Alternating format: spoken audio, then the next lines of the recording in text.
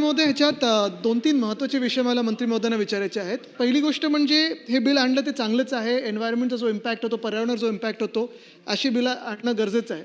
पण ह्याच्यात महत्त्वाची गोष्ट म्हणजे विंटेज कार नावाचा जो प्रकार आहे, तर विंटेज कारची आपण काही डेफिनेशन ठरवणार आहोत का? जेणेकरून त्या गाड्यांना, की जे मेंटेन करतात गाड्या किंवा ज्या आधीच्या गाड्या आहेत, त्यांना हे काही जास्ती बर्डन त्यांच्यावर जाणार नाही.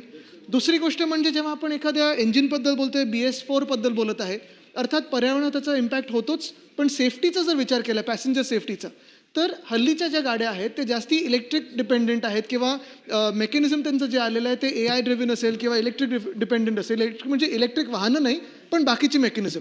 त्याच्यातून जो सेफ्टी आणि सिक्युरिटीचा जो प्रॉब्लेम होतो, कधी-कधी दरवाजे उघडतात, कधी-कधी काही बिघाड होतो, त्याच्यावर काही आपण वेगळे चेक्स आणणार आहोत का? मग ते ARAIच्या माध्यमातून असेल किंवा वेगळ्या काही संस्थेच्या माध्यमातून असेल.